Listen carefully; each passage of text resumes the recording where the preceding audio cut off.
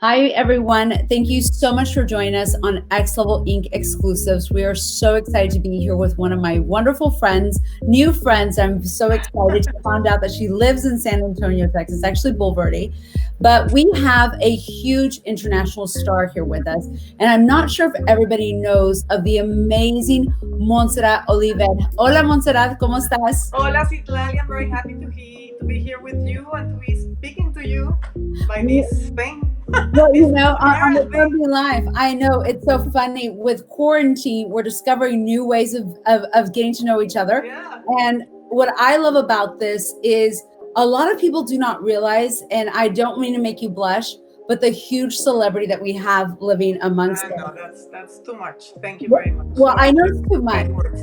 Well, I will tell you, everyone, if you do not know, Montserrat's a fashion model. She's a business entrepreneur. She's a producer. She's an actress. She's a talk show host. She's graced the covers of Vogue, Vanity Fair. She's done telenovelas. She is the spokesperson when it comes to the Olympics. And I am lucky enough to be chatting with her today and to find out a little bit more of what makes Montserrat Montserrat and why you chose to live in San Antonio out of all places that you could have chosen. I know I'm biased and I love it, but tell us a little bit about why you chose to live here. Thank you for everything you said. It's very nice of you. I just enjoy life, enjoy living, enjoy adventures. So I've been fortunate to put all that on TV and share them with all the people that have seen all the shows I've done, and I keep doing. But well, anyways, why am I in San Antonio? I was born in Monterrey, Mexico. My parents, one is from Barcelona, Spain, and the other one was from Palma de Mallorca. But they met in Palma de Mallorca. They got married in Mexico City, and they went to live to Monterrey because my father didn't want to be with my grandmother, my mom's mom. So they went to live to Monterrey, Mexico. And in Monterrey, Mexico, well, a lot of people have a second home in San Antonio, Texas. So my family had a second home in San Antonio, Texas, and I used to come here since I was a child. And I always had this dream. I wanted to have a ranch. Yeah. Since I was little, I don't know why, because I love animals and nature, I guess. And you start working and you start traveling, which I enjoy very much too. And then your priorities, it's not that dream. And suddenly I said, you know what? Life is passing by, and I haven't gone for my dream. I've done a lot of beautiful and great things, but what's happened with my ranch that I always wanted?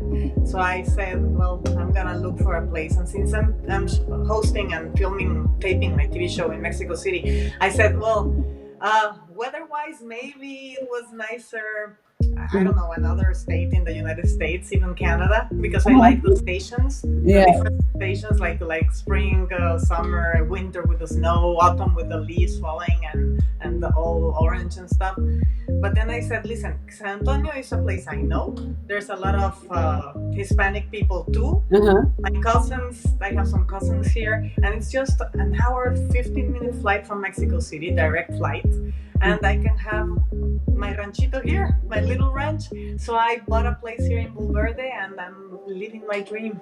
Oh, that is wonderful. And I will tell you this, when I go to follow you, and for those that do not know, she has over 2 million followers on Instagram, which is, something unheard of that you see. And I just think that that's so wonderful, because what I love about it is you and your wife, Yaya, show your beautiful animals. I mean, your dogs are, I feel like they're part of our family as well, in the way that I'm always like, okay, what's happening to them? Because you do such a great job of showing us. And I think it's interesting to see a celebrity as yourself, that you actually do a lot of the work on your ranch yourself. And I just think that that really says a lot about a character of a person. Well, I don't know, but my mom taught me to do everything. And I don't know, I enjoy cutting the grass. I enjoy doing the things here in the ranch, because I guess that's what I really like.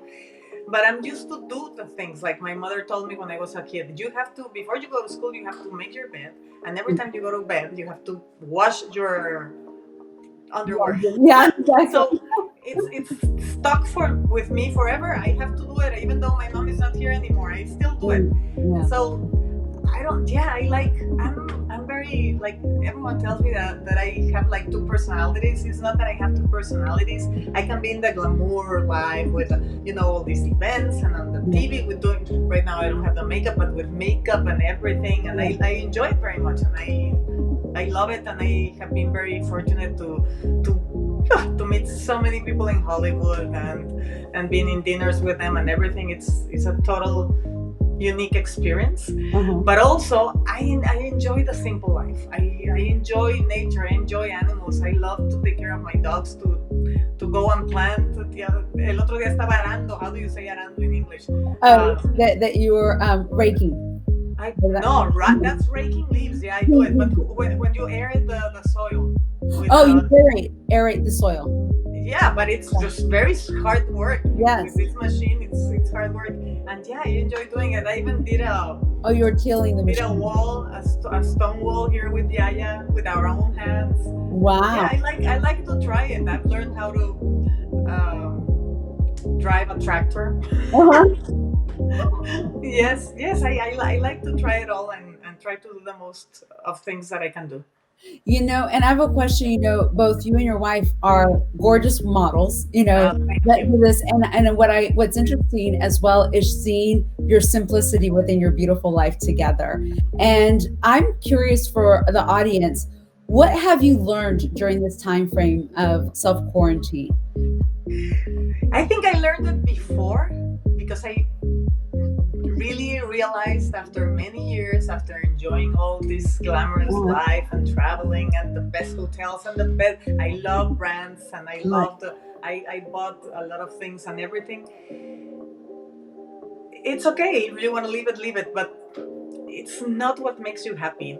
What makes you happy is real love. It's feeling you do something for someone else. It's feeling like this little ranch is like giving back a little bit to nature and to the animals, which we've taken so much from them, and we don't even care. I think I woke up before the quarantine, and I realized all of this before. Right now, I'm glad a lot of people are waking up. I hope it's not only momentarily, that they can keep on doing it, and when if this comes to be normal as we used to know, that kind of normal, I don't know if it's going to be normal as we used to know before, but if it comes to be the way it was, I hope we have 2 weeks of quarantine every year, so the animals can take over the places they need to take over, and the planet is healthier without us, that we're a big a big part of it. Well, and on that note, because what I've also noticed about you is you're a person that is always of your word, and you give back quite a bit, and I think that that's something that's really beautiful to see. And even in your career, because I've seen your interviews, and you're a very generous interviewer, and I think that that's why your friendships are so prolific. And when somebody is looking at working with a talent like yourself, and I know that they partner in doing this, what are some of the projects that are coming up that you're saying, in the future I would like to do XYZ? What would that be? Working projects? Yes, working projects. Well, I really would like to do something else here in the States, because I've done everything in mostly in Mexico and for Latin America, and I think we can do a lot here in the States.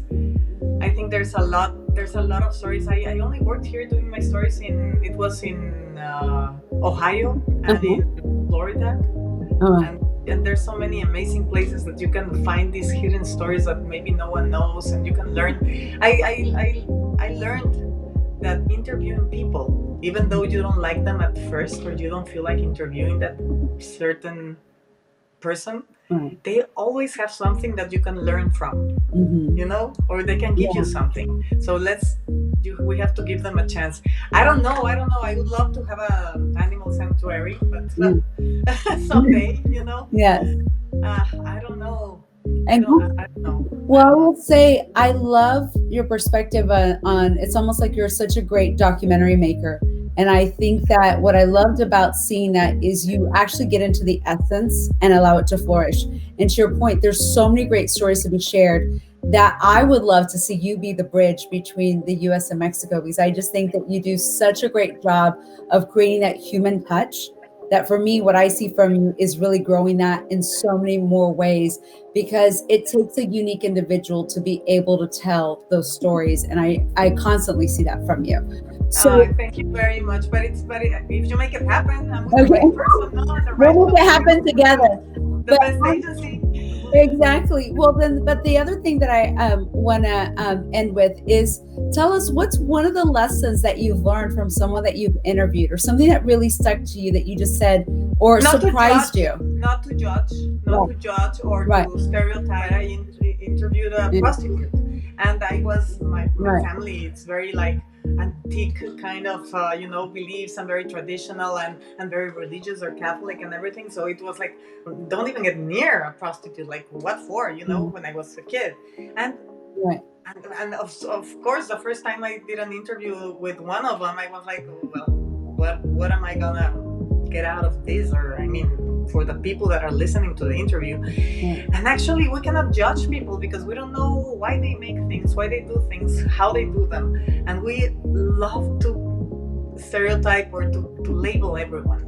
And you have to give them a chance, because every human being has a light and has something, a heart, and has something good that you can learn from them. So we have to just don't judge for the first appearance, No, definitely, because everyone has their own story to tell, as you said earlier, and it's about getting to the essence of them. So I think that that's a great lesson.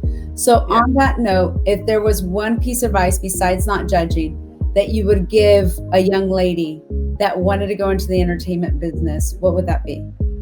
Ooh, it's not as glamorous as it looks. Right. You have to work a lot. Yes. Don't listen to all the different opinions, but don't believe in all of them, because there's a lot made out of jealousy or envy and not the real thing. Right. Just be you. Don't try to be someone else, to be liked by the rest of the people, because what it's really, really amazing and what really attracts people, it's your soul, your unique soul. So just be yourself and don't fake it. Right. No, definitely. And I will say this, and on that note, to close today, I am so grateful for your time. I'm grateful. I am grateful for yours. Thank you. Thank you.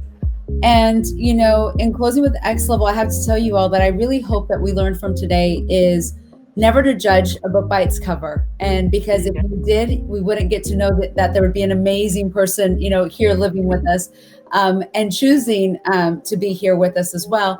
But secondly, I loved also what you stated about being your authentic self, because I think it's really important that when we all resonate with our authentic self, we all rise to that occasion. And a friend of mine and I said it earlier, it's like, if I'm a light bulb and you're a light bulb, but we both shine it together, we're a flood of light. Of course. Sharing that, but they're each individual light bulbs. And I just think those are great lessons to learn. And thank you for sharing that information. I'm going to walk away with that knowledge today. Yeah, don't be greedy, and don't put on yourself first all the time. Everyone is like me, and I want, and I did, and I want, and I do, and I like, and I forget about I. Don't forget all the, don't abandon yourself. But when you focus on someone else or something else, it comes back to you, and it's beautiful. It is beautiful, and that's probably why you've had such a beautiful life, is because you have great karma for all the wonderful. Thank you so much. So, well, thank you so much for joining us. We greatly appreciate your time, and we look forward to seeing all of your great adventures here in the States, because I know that there's great things in the horizon for you, and we're so excited. Hopefully, yes. And listen, what I would like to say is that it was difficult. Like, I lived in Miami for several years, and I was going to castings, and I was casting for TV commercials, and I did a TV show and everything also in Miami. And everyone was like, okay, she's Hispanic, yeah, she's from Mexico, go and do the Mexican casting. And then I didn't got booked because I didn't have black hair and like really typical Mexican, what they stereotyped to be. Right. And we Mexicans or Hispanic people, we have a lot of different stereotypes. So we have to just be open-minded. There's a lot of beautiful different colors and flavors of Mexican women and men. Yes. And you know, and I love that you brought that up because I think it's something that's really important. And but again, I think that's why your show is important. That's why you're doing that documentation here in the States. So I'm just going to ask you one more time that I think that's something I'm going to personally challenge you to, because those are stories that need to be told, because not everybody's telling them, but that's because they're only telling them from their perspective of what they know. And they haven't all seen the beauty that's within, that I know a lot of your documentaries have done as well, of other parts of Mexico, that not everybody is aware of the beautiful regions that we have and the richness within the culture beyond what they know, because that's all that they have. They've been in a silo. And I think that I'm excited to hear you address that, because I know myself, I've also had that too, where they're like, "¿Eres mexicana?" And I'm like, "Sí, traigo nopal enfrente." You know, and again, and I say, it doesn't mean that we're saying better or worse. It's that we're all the same, but nobody's always treated us that way. And I just think that that's something that's beautiful. And on that, I did see that you were a beautiful face for Holy Mother of Makeup as well. You did such a beautiful job with that makeup line here, with a makeup artist that created that here from San Antonio, Texas. But I loved your photography that you did in that, and the way that you positioned it, because I think that was also a way for those that did not know to see, you know, this beautiful woman as well, and say, "Oh my gosh, she's Latina," just like Zandir, who's Venezolana, and she was ebony color and a beautiful woman as well. And it's about celebrating that beautiful diversity. Yeah, of course. That's very nice, and it's a great makeup line, and I'm very happy to be part of it. Thank you. And I know you also, I know we can't get it here, but I know that you also created your own cosmetic line too. Well, you could get it here by Amazon, but something is going wrong with I think everyone is buying in Amazon right now. Yeah. A lot of things since we're in quarantine. But yeah, you can get it. It's a cosmetic line that I did for myself, to be honest. It's not, I didn't do it for selling for a business or anything. I did more than what I needed, because they couldn't make a limited edition of those products. So I started selling them, and it's really good. It's what I use, so I really recommend it. You can get a hand on them. Your skin is amazing. No, thank you so much. I was like, I had to put on makeup to see you, and you had to take it off, and you just look glamorous. It's like, no, I wish, but thank you very much. You look glamorous too, and beautiful. You have a great skin too. You're very sweet. You're very, very sweet. Well, again, thank you so much for your time today. Oh, thank you, and congratulations for all your success too, for having this agency. And you're a businesswoman, and you're always in fashion. I love your looks. I've seen your Instagram. Oh, thank you. Well, you know, it's one of those fun things that we love to do, is have fun with fashion. So good news is you can teach me some production, directing, and acting, and we'll work with the fashion, even though you're an expert there too. Believe me, I've seen your Vanity Fair covers and all the style. Okay. So well, wonderful. Well, thank you again so much for joining us. I look forward to seeing you in the near future. And everyone here with XLevel, thank you for being here with us today, and we'll see you soon. Thank you. Bye. Thank you. Bye.